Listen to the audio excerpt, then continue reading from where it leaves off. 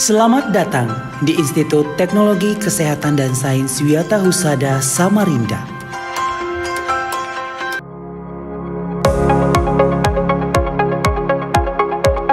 Assalamualaikum warahmatullahi wabarakatuh.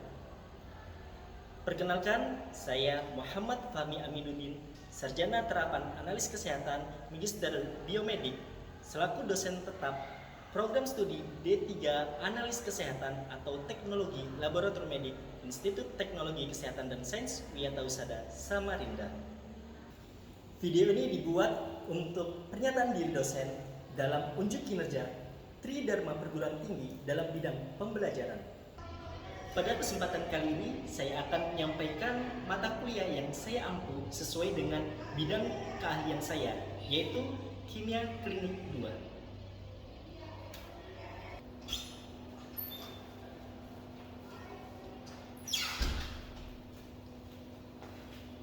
Mata kuliah ini ditujukan kepada mahasiswa Diploma 3 Analis Kesehatan semester 4, yang mana merupakan mata kuliah lanjutan dari Kimia Klinik 1 yang telah mereka dapatkan ketika mereka semester 3. Kode mata kuliah ini yaitu WHS TLM 3.212.1 dengan bobot 3 SKS, 1 SKS teori dan 2 SKS praktik. Mata kuliah Kimia Klinik 2 merupakan kelanjutan dari Kimia Klinik 1 yang membahas cara mendalam prinsip dasar, metode pemeriksaan, interpretasi hasil, serta signifikansi klinis parameter biokimia dalam diagnosis dan pemantauan berbagai kondisi patologis. Fokus utama mata kuliah ini adalah pada pemeriksaan faal ginjal, faal hati, faal jantung, endokrin, elektrolit, dan analisa gas darah. Capaian pembelajaran lulusan atau CPL Prodi pada mata kuliah ini meliputi sikap S9, pengetahuan P2, keterampilan khusus KK2, KK3, KK4, dan keterampilan umum U1, U2, U3, dan U4 yang telah tertuang pada RPS dan sudah divalidasi oleh Ketua Program Studi. Setelah menyelesaikan mata kuliah Kimia Klinik 2, harapannya mahasiswa itu bisa atau mampu menjalankan prinsip dasar, metode pemeriksaan, dan interpretasi hasil pemeriksaan faal ginjal, faal hati, faal jantung, endokrin, elektrolit, analisa gas darah dengan tepat. Mengidentifikasi faktor-faktor yang mempengaruhi hasil pemeriksaan kimia klinik dan menerapkan kendali mutu dalam setiap tahapan pemeriksaan, baik pra-analitik, analitik, pasca-analitik, yang sesuai dengan standar yang berlaku. Mengaitkan hasil pemeriksaan kimia klinik dengan kondisi klinis pasien untuk mendukung diagnosis, pemantauan terapi, dan prognosis penyakit.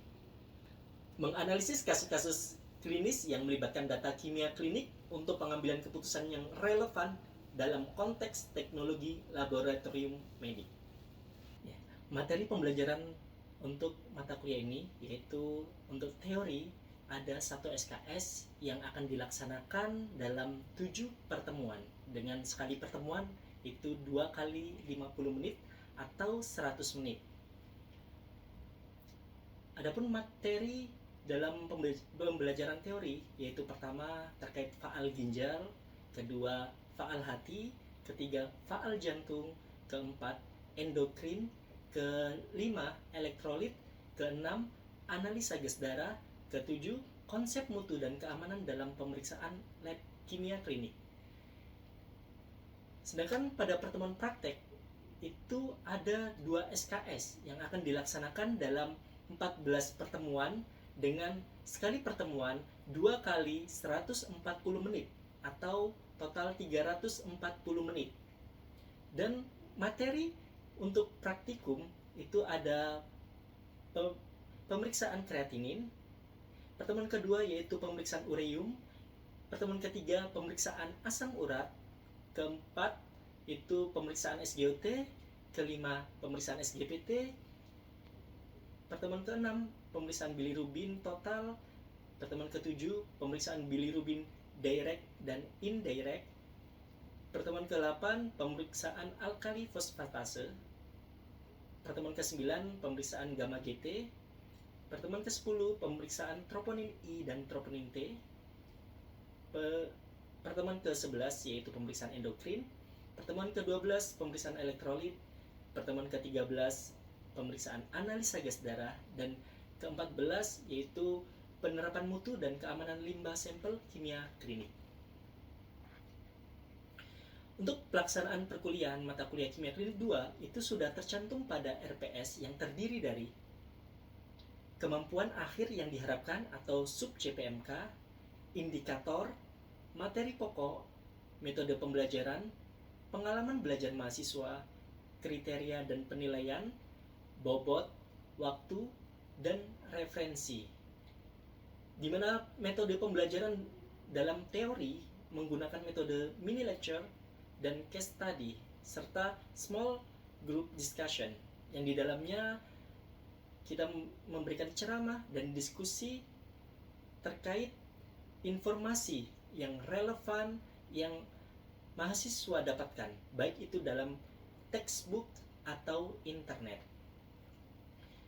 Untuk metode pembelajaran praktik menggunakan metode mini lecture, discussion, role play, dan demonstration, di mana mahasiswa praktek setelah mendapatkan penjelasan melakukan praktek secara mandiri dan langsung. Setelah itu mereka akan menyusun laporan sementara dan laporan praktikum, di mana untuk penilaian sendiri ada penilaian teori, ada kehadiran sebesar 10%, keaktifan 10%, tugas dan presentasi itu 20%, ujian tengah semester atau UTS 30%, ujian akhir semester atau UAS 30%. Sedangkan untuk praktik sendiri ada penilaian terkait kehadiran itu 10%, untuk kuis baik itu pretest atau posttest sebesar 15%, laporan praktikum sebesar 25%, dan ujian skill laboratorium sebesar 50%. Referensi yang saya gunakan merupakan buku karya saya sendiri dan tim, baik untuk pembelajaran teori maupun praktek. Di mana untuk teori ada buku referensi dari saya berjudul Kimia Klinik, dan untuk praktek ada modul Kimia Klinik 2. Selain itu, ada juga referensi dari karya ahli lainnya serta artikel bereputasi lainnya yang memiliki kebaharuan supaya bisa mengikuti perkembangan zaman saat ini. Berikut adalah video proses pembelajaran pada mata kuliah Kimia Klinik 2 dengan materi Faal Hati. Mari kita simak.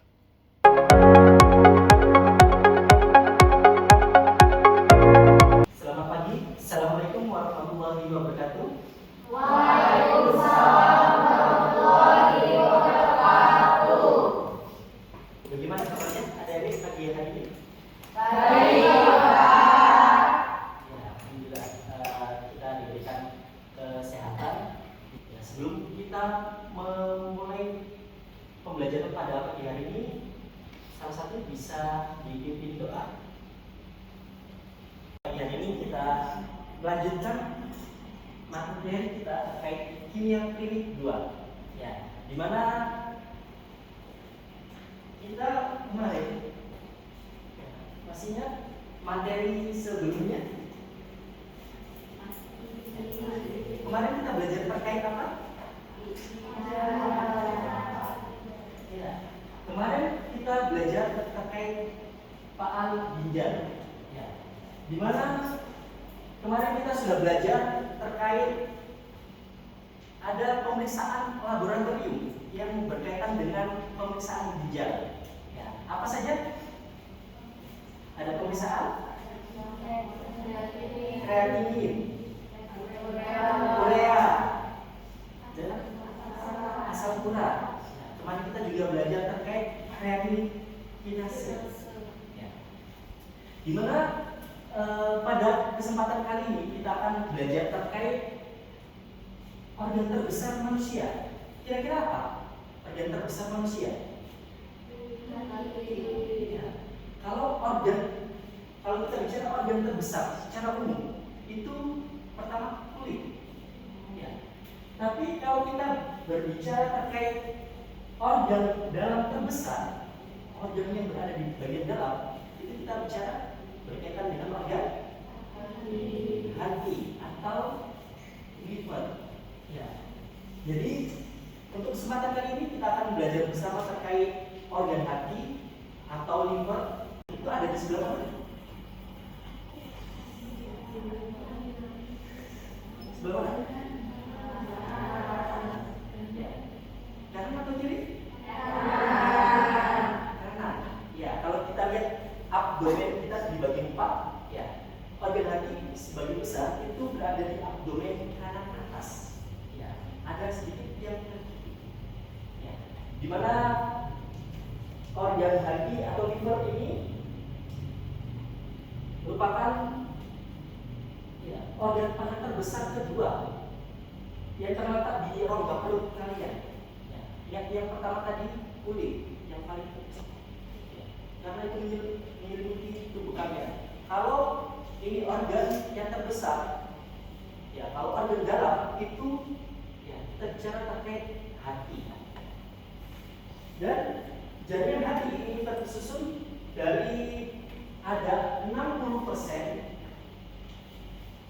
sel parenkim atau hepatosit dan 30% itu adalah sel endokrin atau sel Kupfernya dan 10% lainnya.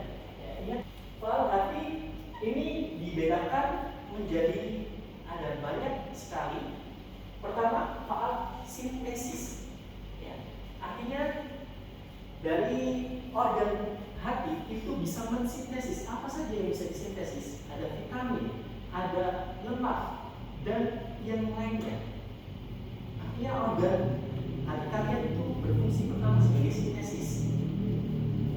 Terus kedua, faal penyimpanan. Faal penyimpanan ini di dalamnya ada glukagon dan lain. Ya. Selanjutnya, ya, kita berbicara terkait faal hati. Ada banyak pemeriksaan, parameter pemeriksaan faal hati. Pertama, yang kalian dapat kemarin apa? Bilirubin. Selain itu, SGLT, SGPT. Ya, SGLT, SGPT itu sudah kita bahas tadi. Untuk saat ini kita membahas terkait bilirubin. Masa hidup eritrosit ini berapa lama? 120 hari. Ya. Untuk eritrosit ini 120 hari. Ya. Di mana 120 hari atau sekitar 4 bulan. Eritrosit itu akan bekerja secara maksimal di dalam tubuh kalian. Setelah itu ada purna tugas eritrositnya. Saat eritrosit purna tugas itu nanti akan masuk ke organ limpa kalian. Di mana bilirubin itu nanti ya, pertama endotelial. Ya, di mana ini akan dihancurkan eritrosit. Begitu juga terkadang penghancuran eritrosit di limpa dan sumsum tulang. Ya, jadi eritrosit yang sudah 120 hari atau pada kondisi tertentu itu dihancurkan. Ya, ketika dihancurkan di dalam eritrosit kita mengetahui bahwa ada hemoglobin. Ya, di mana hemoglobin ini terdiri dari ada hem dan globin. Di mana protein hem ini nanti akan dilakukan ada proses hemoksigenisasi. Ya, di mana hem ini akan diubah menjadi biliverdin. Jadi pertama protein hem akan berubah menjadi biliverdin. Di mana biliverdin ini nanti akan ada biliverdin redukase untuk mereduksi biliverdin. Biliverdin ini akan diubah menjadi bilirubin yang unconjugate atau bilirubin yang yang mana bilirubinnya tidak terkonjugasi ini akan berikatan dengan albumin. Ya, albumin dan total protein kemarin kita sudah bahas. Ada albumin, bilirubin, ini akan berikatan. Kenapa? Karena satunya tidak bisa beredar di darah, sehingga memerlukan bantuan protein berupa albumin. Tadi prahepatik, selanjutnya ini masuk ke hepat, ya, hepatik atau intrahepatik di dalam hepat.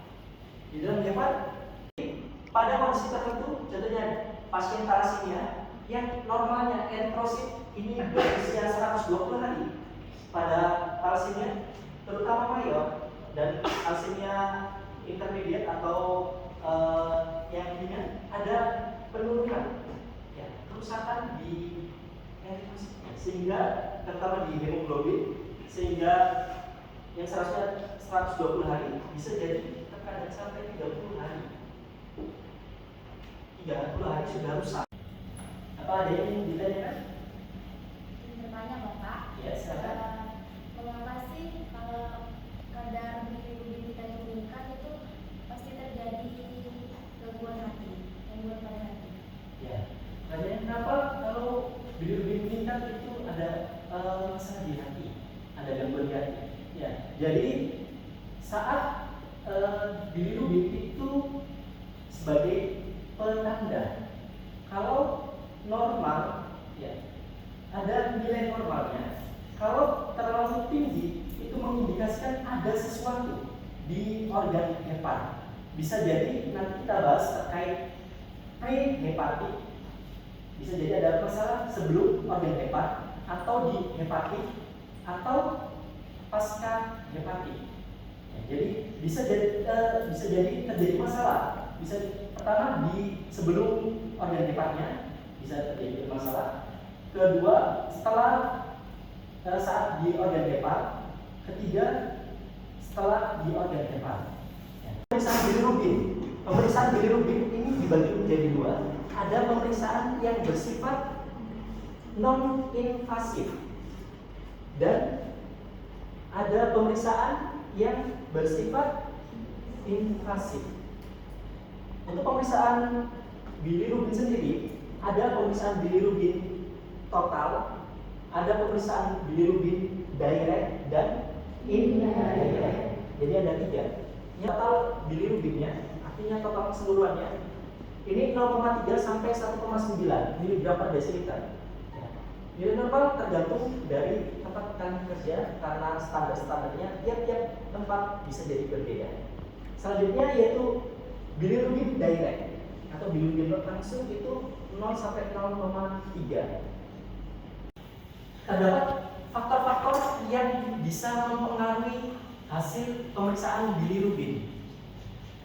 Pertama, kira-kira apa faktornya? Hemolisis di tubuhnya atau di selera matanya biasanya menandakan bilirubin di dalam tubuhnya itu berkisar 2,5 mg per desiliter ke atas. Biasanya itu akan dibawa ke ruang inkubator, di mana ruang inkubator itu biasanya ada sinar UV. Ya, sinar UV. Kita sudah tahu tadi bahwa sinar matahari yang mengandung UV itu bisa menurunkan kadar bilirubin. Di sini ada yang ditanyakan? Kalau tidak ada yang ditanyakan, kita lanjut ke laboratorium.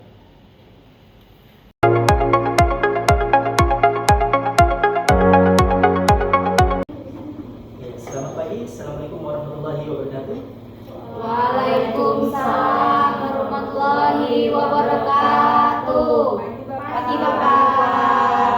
Ya, alhamdulillah pada pagi hari ini kita berkumpul di lab kimia klinik, di mana pada pertemuan kali ini kita akan praktek terkait pemeriksaan faal hati, di mana pada pertemuan kali ini kita akan belajar terkait pemeriksaan bilirubin. Ya. Bilirubin itu ada tiga. Ada pertama bilirubin direct, indirect. Untuk cara kerja, kita menyesuaikan dengan kit reagen, di mana ada beberapa reagen ya yang kita punya di sini. Untuk pemeriksaannya kita menyesuaikan dengan kit reagen yang ada di sini. Untuk pertama kita pemeriksaan bilirubin direct dulu. Selanjutnya yaitu pemeriksaan bilirubin direct, di mana di sini untuk cara kerjanya ini ada reagen 1, ada sampel kalibrator dan aquades. Ini yang perlu adik-adik siapkan. Di mana di sini apa saja yang perlu kita siapkan? Pertama, blanko, ada kalibrator dan sampel. Untuk cara membacanya, anggap saja satu kotak ini merupakan tabung reaksi, satu tabung reaksi. Contohnya di blanko ada reagen blanko isinya 1000 mikron reagen 1 dan 100 mikron aquades ya, atau distilled water. Begitu juga selanjutnya untuk tabung kalibrator itu isinya 100 mikron reagen 1 dan 100 mikron kalibrator.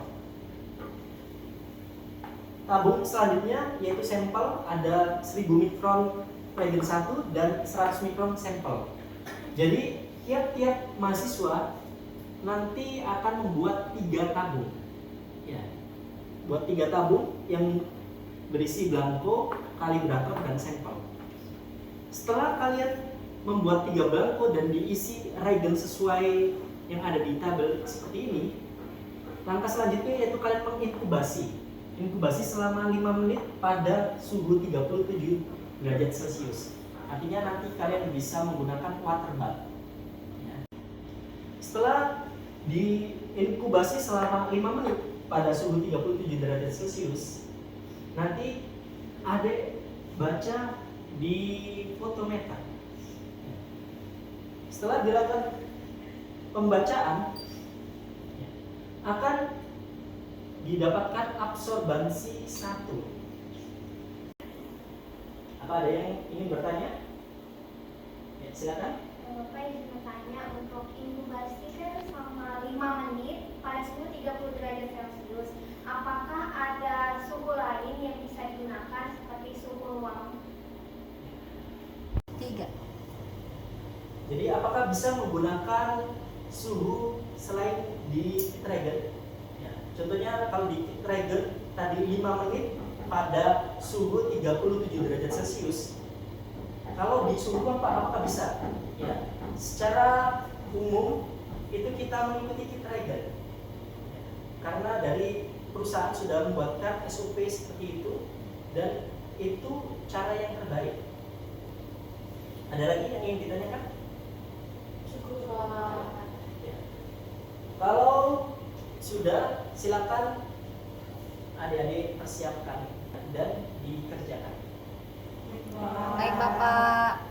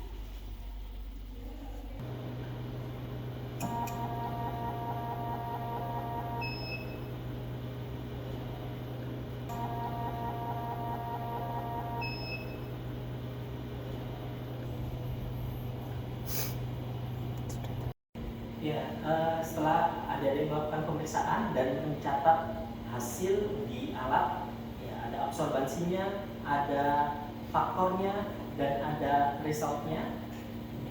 Selain hasil yang dikeluarkan oleh alat, ada juga bisa melakukan perhitungan manual.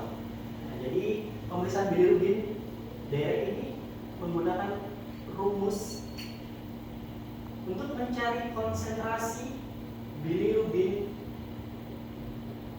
direct pada sampel pasien bisa menggunakan rumus ada absorbansi sampel dibagi absorbansi kalibrator atau standar dikali konsentrasi kalibrator. Setelah itu didapatkan, baru nanti hasilnya dikali-kali konsentrasi kalibrator. Itu merupakan hasil konsentrasi bilirubin direct untuk sampel yang ada di periksa. Mungkin itu ya, nanti bisa dilakukan perhitungan secara manualnya. Setelah selesai dilakukan perhitungan manual, bisa dilanjut untuk pembuatan laporannya. Silakan dilanjutkan.